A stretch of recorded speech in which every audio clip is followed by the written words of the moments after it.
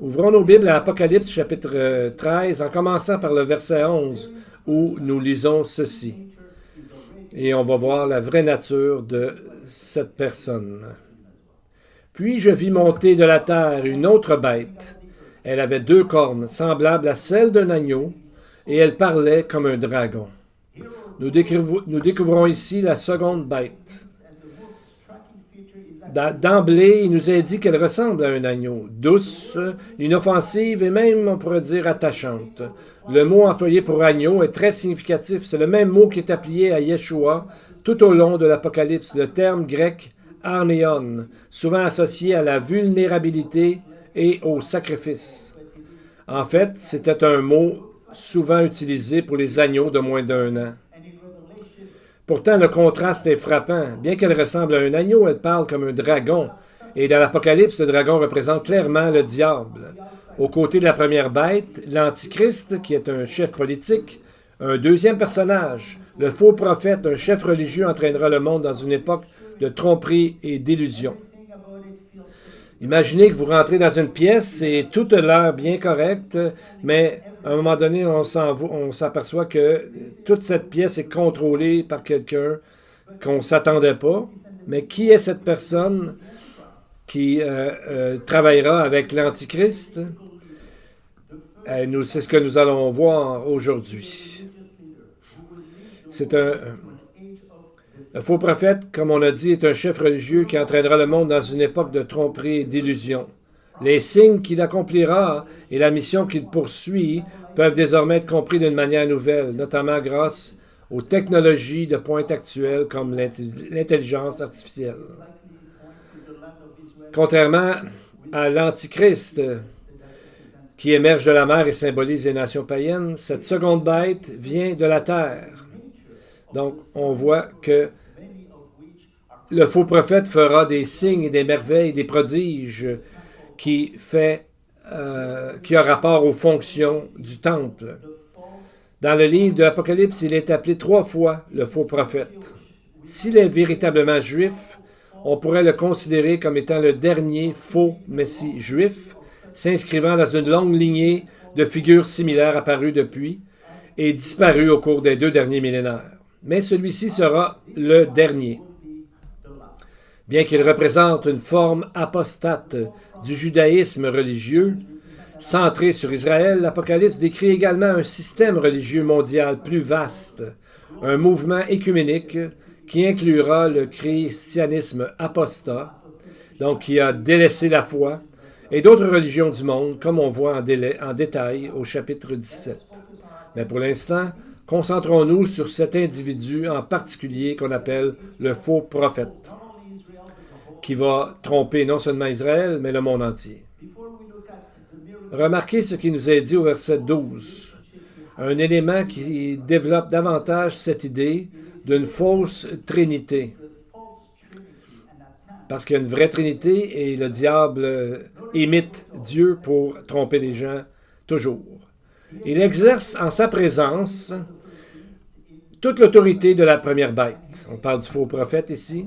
Et il fait que la terre et ses habitants adorent la première bête dont la plaie mortelle a été guérie. Le texte nous dit que son autorité est égale à celle de la première bête, l'Antichrist. Pourtant, son rôle à lui n'est pas de s'exalter lui-même, mais plutôt de promouvoir l'Antichrist qui est, en fin de compte, le dragon. Est-ce que cela vous fait penser à une autre relation qu'on voit dans les évangiles? Il imite l'œuvre du Saint-Esprit qui est un avec Yeshua et dont le rôle est de glorifier le Messie. Jean 16, verset 13. Remarquez en particulier l'accent mis sur un signe précis, la plaie mortelle qui a été guérie. Un parallèle de contrefaçon de la résurrection de Yeshua. Ce que nous voyons donc, c'est une imitation complète. L'Antichrist et le faux prophète forment ensemble un système contrefait, une imitation cherchant à remplacer Dieu et à amener le monde à adorer non pas le vrai Messie, mais le diable lui-même. C'est dans le verset suivant que nous découvrons un miracle qui révèle toute l'étendue de son imitation. verset 13. Nous comprenons qu'il y a dû avoir d'autres miracles ou de supposés miracles, pardon, mais le verset 13 est important. Il accomplit de grands prodiges jusqu'à faire descendre le feu du ciel sur la terre en présence des hommes. Donc on voit qu'il a fait de grands prodiges, mais le texte fait ressortir qu'il fait descendre le feu du ciel. Faire descendre le feu du ciel n'est pas quelque chose d'anodin. Mais pourquoi l'Esprit de Dieu attire-t-il notre attention sur ce miracle précis? Il y a plusieurs aspects importants qui sont à considérer. Premièrement, il imite la puissance du prophète Élie, qui fit descendre le feu du ciel pour consumer le sacrifice. 1 Roi 18 et suivant. Selon Malachie, chapitre 4, le peuple savait qu'Élie viendrait avant la délivrance finale. Certains croyaient même que Jésus lui-même était Élie. Marc 8, 28. Deuxièmement, le peuple comprenait que de faire descendre le feu du ciel pouvait être un signe d'autorité messianique.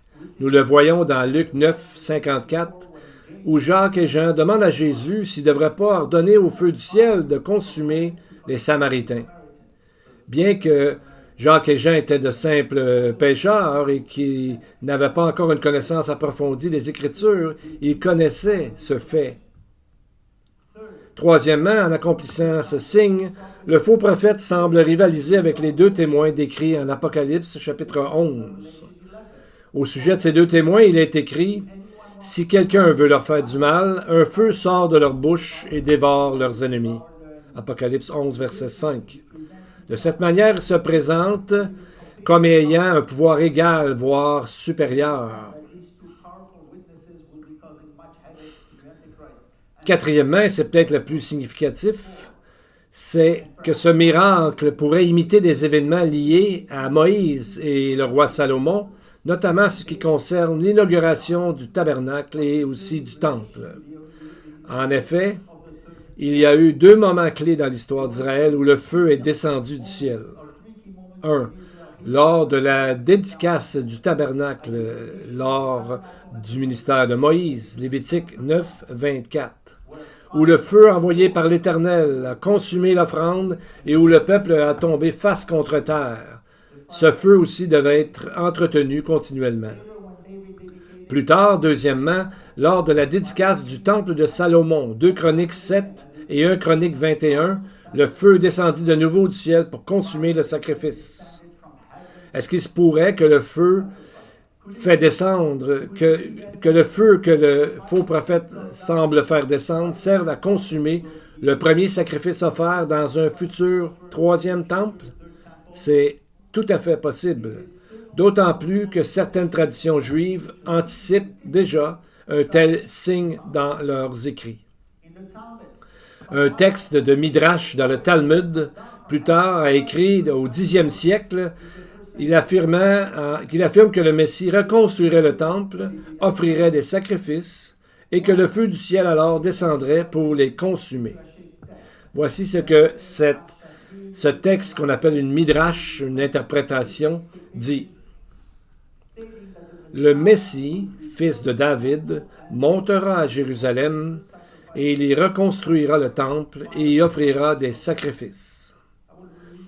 Le feu du ciel descendra et consumera ses sacrifices, et Israël habitera en sécurité tous les jours de sa vie.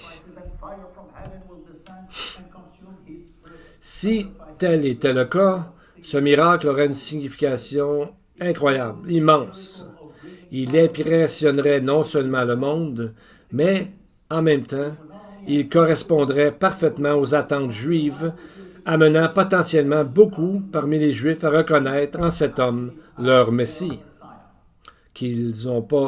parce qu'ils n'ont pas reconnu le vrai Messie il y a plus de 2000 ans. Ce feu descendu du ciel avec Moïse et Salomon a eu un impact très significatif sur l'histoire d'Israël. Il devait brûler continuellement, donc être une lumière éternelle. Lévitique 6, 12. C'est de ce feu que furent rapportés les charbons ardents de l'autel des parfums, qui, on le sait dans le livre d'Apocalypse, nous est dit qu'il symbolise nos prières. et notre service pour Dieu. La menorah qui symbolise justement notre service à Dieu, notre volonté d'être une lumière pour le monde. De ces événements, le peuple juif associera probablement le faux prophète à sa délivrance de ses ennemis et aussi au rétablissement de son statut de nation sacerdotale et au début du millénium selon eux.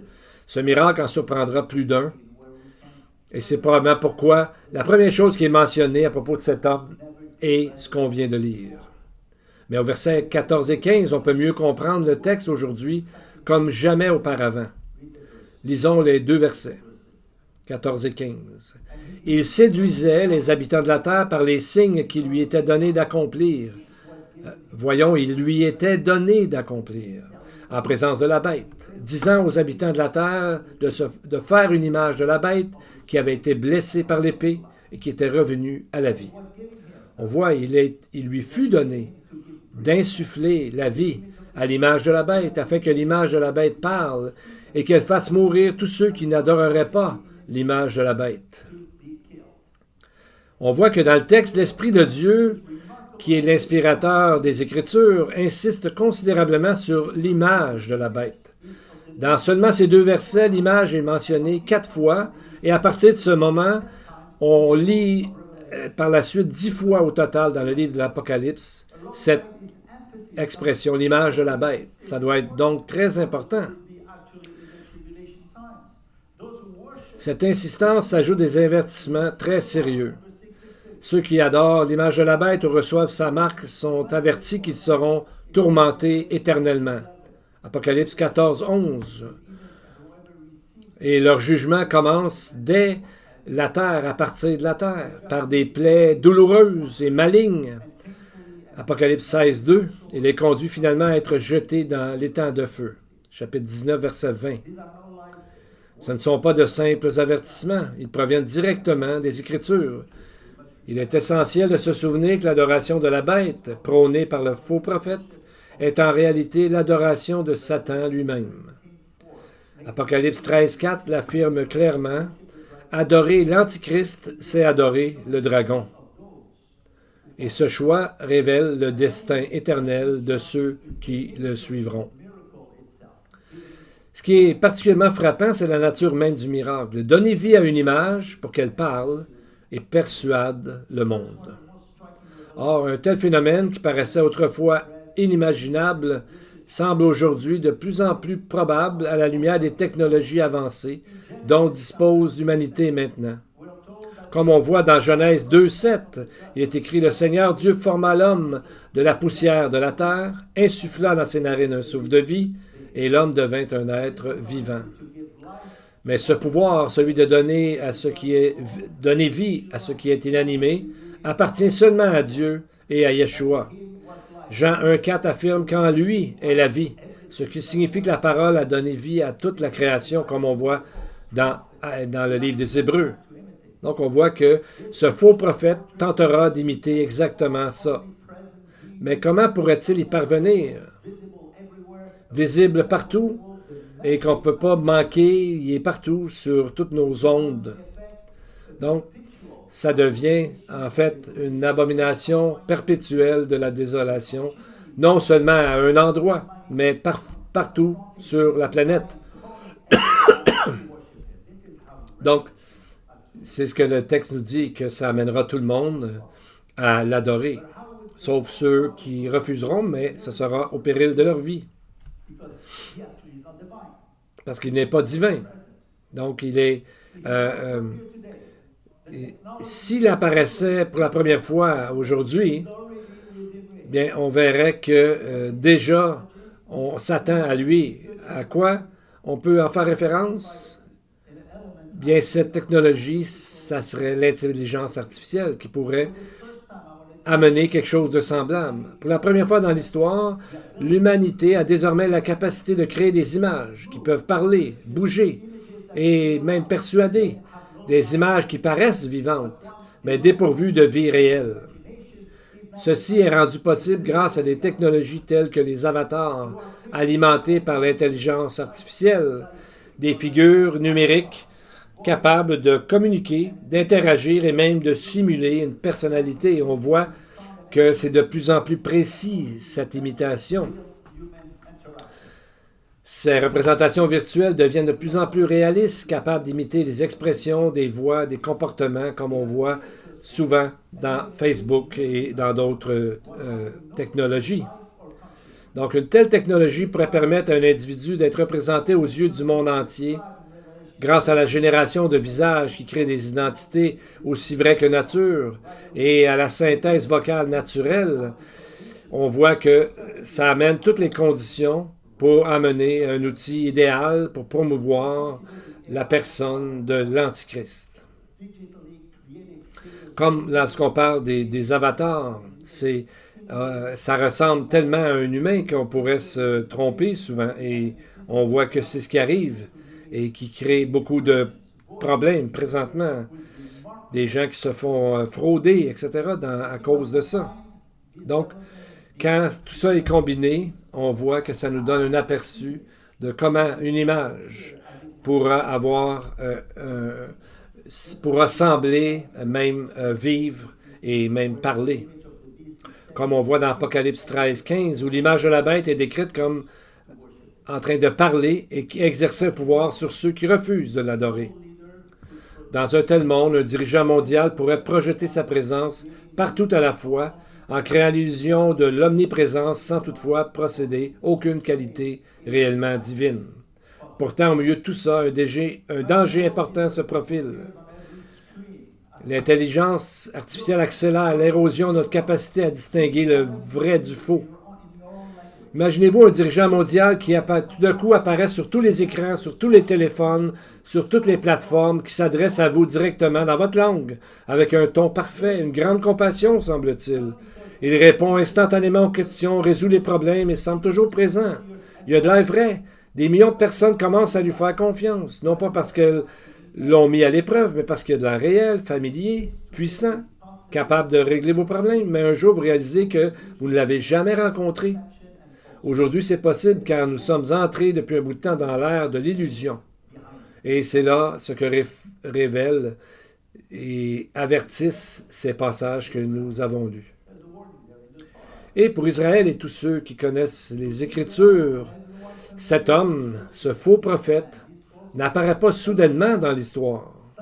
Nous avons été avertis déjà, y compris par Moïse lui-même, qui a dit de la part de Dieu dans Deutéronome chapitre 13 et versets 1 à 5, à la lumière de la description que nous avons dans Apocalypse 13, il ressemble étrangement à la même mise en garde concernant le faux prophète. Tout d'abord, ce texte emploie le singulier, comme pour désigner un faux prophète en particulier, même si nous savons qu'il y en a eu beaucoup. Donc, on voit qu'il y a un lien entre ce que Moïse a dit dans Deutéronome et Apocalypse. On parle d'un faux prophète. Versets 1 et 2. Apocalypse 13. Deutéronome. Si un prophète ou un songeur se lève au milieu de vous et vous annonce un signe ou un prodige, et que ce signe ou ce prodige s'accomplisse, au sujet duquel vous en parlez, en disant « Allons après d'autres dieux que vous ne connaissez pas et servons-les ». Donc on voit que le résultat, c'est d'aller vers d'autres dieux. Nous remarquons d'abord que ce prophète est issu du peuple, il vient du peuple d'Israël. De même, le faux prophète de l'Apocalypse a dit qu'il se lève au milieu du pays, ce qui pourrait désigner le pays d'Israël. Dans le Deutéronome, ce prophète accomplit des signes et des prodiges, nous dit le texte. Bien que l'Écriture mentionne qu'il y aurait des signes trompeurs, c'est en Apocalypse 13 que nous trouvons le portrait le plus complet d'un faux prophète qui profère des mensonges et accomplit de grands miracles. Et on voit dans Apocalypse 13 un faux prophète qui est capable de proférer des mensonges et d'accomplir en même temps des signes et des prodiges. Voyez le contraste. Les magiciens égyptiens accomplissaient des miracles, mais n'étaient pas des prophètes. Balaam était, lui, un faux prophète, mais il n'est jamais décrit comme accomplissant de tels miracles. Or, en Apocalypse 13, ces deux éléments se rejoignent, le pouvoir miraculeux et la tromperie spirituelle. En plus, dans Deutéronome 13, verset 3, voici ce que Moïse dit, la raison de cela. « Car l'Éternel, ton Dieu, t'éprouve pour savoir si tu aimes l'Éternel, ton Dieu, de tout ton cœur, de toute ton âme. Le but, c'est quoi? C'est d'éprouver, de tester la foi du peuple envers leur Dieu. Et cela est directement lié à ce que représente la période de la tribulation. Yeshua lui-même l'appelle l'heure de l'épreuve qui va s'abattre sur le monde entier. Apocalypse 3, verset 10. Et il dit dans le même passage à l'église de Philadelphie, « Je vous garderai aussi à l'heure de l'épreuve ou de la tentation. » Le texte suggère une élimination avant le début de cette période. Mais Israël subsistera et sera mis à l'épreuve comme toutes les nations. Et que fera ce faux prophète? Tout comme Deutéronome 13, il tentera d'égarer le peuple, les incitant à adorer d'autres dieux qu'ils ne connaissent pas. Dans l'Apocalypse, cette prophétie s'accomplit lorsqu'il conduit le monde à adorer la bête et le dragon. À la lumière de cette perspective, Deutéronome 13 pourrait bien constituer un avertissement prophétique direct, nous préparant la venue du faux prophète ultime. Donc, de Deutéronome 13 à Apocalypse 13, la même épreuve, mais sur une plus grande échelle, à son paroxysme à l'échelle planétaire. Avec Moïse, Jésus a également mis en garde Israël lorsqu'il a dit, Jean 5, 43, « Moi je suis venu au nom de mon Père et vous ne me recevez pas. Mais si un autre vient en son propre nom, vous le recevrez. » Cet autre pourrait bien être le faux prophète à venir qui entraînera la nation dans une tromperie telle qu'elle n'a jamais connue. C'est dans ce contexte que Yeshua fait référence à Moïse. Et c'est pour ça qu'il y a beaucoup de confusion présentement dans les cercles juifs, dans le monde juif. Il y en a qui vont dire que le Messie est un chef comme tous les autres. D'autres diront qu'un Messie se lève à chaque génération, tout au long de l'histoire. Et dans le peuple juif, certains disent qu'il va mourir, d'autres disent qu'il ne mourra pas. D'autres encore enseignent que le peuple peut hâter la venue du Messie par des bonnes actions, des actes de piété et de charité. Et pourquoi tant de confusion au sujet du Messie dans le judaïsme rabbinique? Et Jésus les interpelle tous en les invitant, même en les défiant, à scruter les Écritures pour trouver la réponse. C'est là que réside la vérité, dans les Écritures, non pas dans les opinions, les légendes, les traditions, quoi que ce soit, mais dans la parole de Dieu. Après tout, l'idée du Messie provient des Écritures. Cherchez le Messie dans les Écritures et vous le trouverez. Et c'est ce que Moïse dit aussi dans Deutéronome 13. Au verset 4, il dit « Examinez la parole de Dieu ». Non pas une mauvaise version de sa parole, une interprétation tout croche de sa parole, ni les traditions ou des légendes, mais la parole, d'écouter sa voix et de s'attacher à sa voix, à la parole de Dieu. C'est là que se trouve la vérité, dans la parole de Dieu. Jésus a dit « Sanctifie-les par la parole ».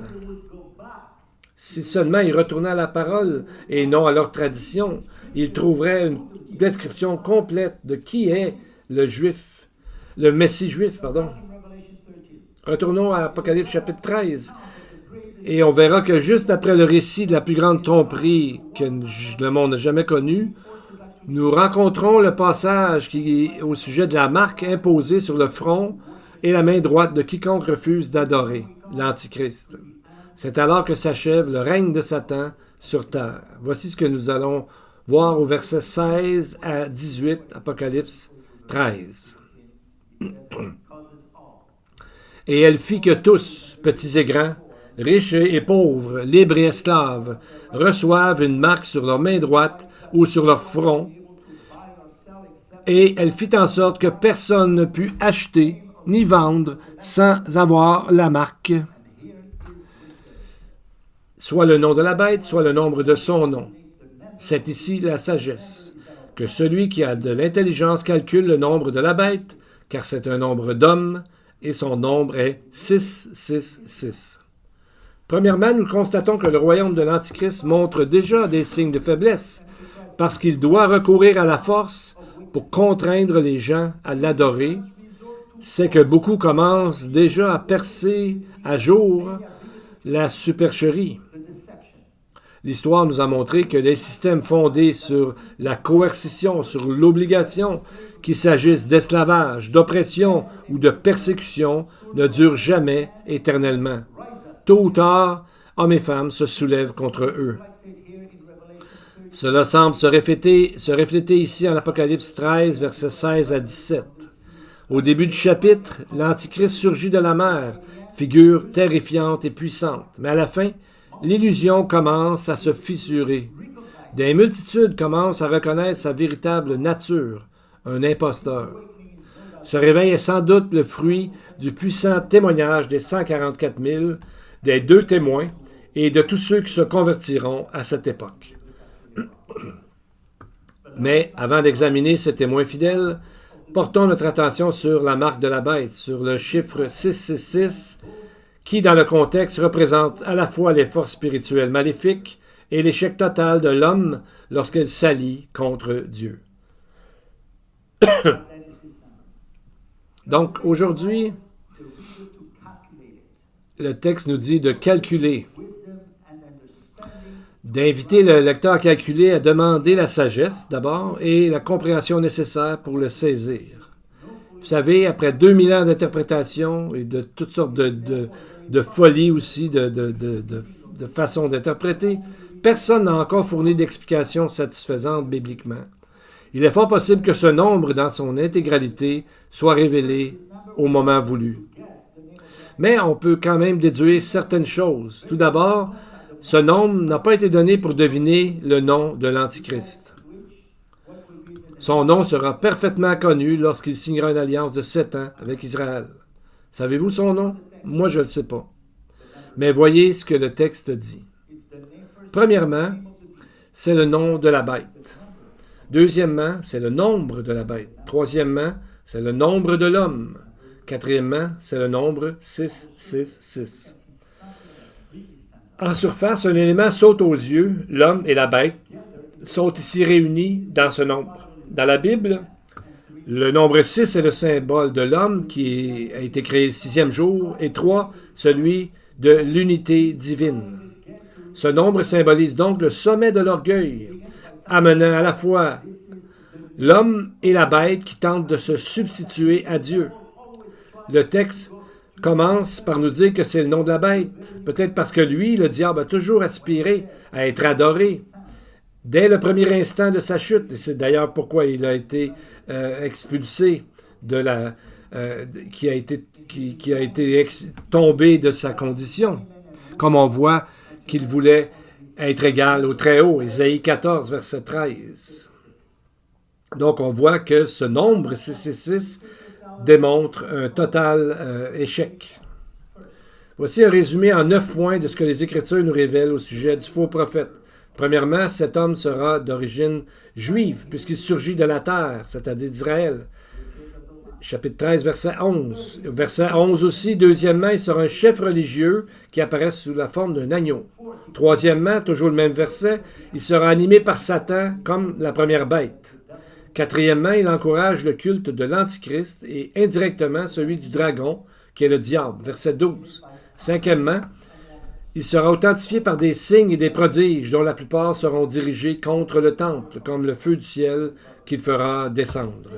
Sixièmement, il réussira à tromper Israël et le monde entier. Verset 14. Septièmement, verset 15, il aura le pouvoir de la mort pour exiger du peuple qu'il adore l'Antichrist. Huitièmement, cet homme pourrait bien être le faux prophète que Moïse a prédit il y a 3500 ans dans la Torah au chapitre 13, Deutéronome. Neuvièmement, il verra à ce que tous ceux qui croient à la première bête portent une marque sur leur main droite ou sur leur front. En conclusion, nous avons vu que les 144 000 sont marqués d'un sceau pleinement protégé, parce que Dieu leur donne ce sceau. Mais il existe un autre groupe scellé, non seulement pour un instant dans l'histoire, mais pour l'éternité, sur lequel les puissances du mal n'ont aucune autorité. Qui sont-ils? Ce sont nous, les croyants d'aujourd'hui, le corps du Messie, dit la Bible, l'Église. L'Écriture nous dit que si nous avons accepté le Seigneur comme sauveur personnel, nous faisons partie de l'Église, de la vraie Église. L'Écriture nous dit, non pas une, mais 3 fois, que nous sommes scellés par l'Esprit de Dieu éternellement. 2 Corinthiens 1, 22, Éphésiens 1, 13 et 4, 30. voyons comment Éphésiens 2 nous le décrit. En lui aussi vous avez cru, après avoir entendu la parole de vérité, l'évangile de votre salut. En lui aussi, après avoir cru, vous avez été scellés du Saint-Esprit de la promesse, qui est le gage de notre héritage, en vue de la rédemption du peuple que Dieu s'est acquis à la louange de sa gloire. N'est-ce pas merveilleux? On n'a pas à s'en faire, nous les croyants, en passant. Nous voyons ici l'ordre parfait du salut. Nous entendons, nous avons confiance par la foi, nous croyons, et alors nous sommes scellés. Amen. Ce sceau est une garantie, un gage de la présence même de l'Esprit de Dieu en nous, qui nous assure d'un héritage absolument glorieux. Le texte parle d'un mot gage ou engagement au verset 14. C'est un mot en hébreu qui est passé dans le grec et sa prononciation est identique. Il s'agit d'un terme commercial qui désigne un acompte qui sert à payer une partie de la dette et à garder cette chose pour nous. C'est ce que Dieu a fait par son esprit chez les croyants. De même, Dieu nous a donné son esprit comme un acompte divin, un don que personne ne peut nous ravir. Imaginez-vous un petit enfant au bord d'une piscine, le regard est sur l'eau. Il hésite, ne comprend pas comment l'eau va le tenir, il a peur, il ne sait pas nager. Mais dans l'eau, on voit son père, les bras ouverts, qui dit « saute ». L'enfant ne calcule pas la profondeur de l'eau, il n'analyse pas les lois de la physique, etc. Il fait simplement confiance à celui qui l'appelle. Alors il saute dans les bras de son père et tout va bien. C'est exactement l'image de la foi. Faire confiance à celui qui appelle, même sans tout comprendre. Et lorsque nous écoutons la parole, nous regardons, nous lisons, nous étudions la parole, amen, c'est ça qui nous donne la paix. Amen. Prions. Avinu Malkeinu, ce matin, nous te louons et te glorifions car tu es le Dieu insondable au-delà de toute compréhension de la création. Nous te remercions pour ton esprit de lumière qui habite en chaque croyant, afin que nous te connaissions, toi le vrai Dieu, que nous connaissions celui que tu as envoyé, Yeshua HaMashiach, Jésus. C'est lui qui nous explique les grands mystères, qui nous permet de proclamer, de dire au monde que Jésus revient bientôt. Aide-nous, Seigneur, à travers ton esprit, que nous soyons le sel de la vie, que nous apportions lumière et bénédiction partout où nous allons. Seigneur, sois avec ceux qui souffrent présentement dans les difficultés, dans les problèmes, afin qu'ils se tournent vers toi. Beshem Yeshua HaMashiach, que l'Éternel vous bénisse et vous garde, que l'Éternel fasse briller sa face sur vous et vous soit favorable, que l'Éternel tourne sa face vers vous et vous donne la paix. Amen. Amen. Que Dieu vous bénisse et vous garde. Amen.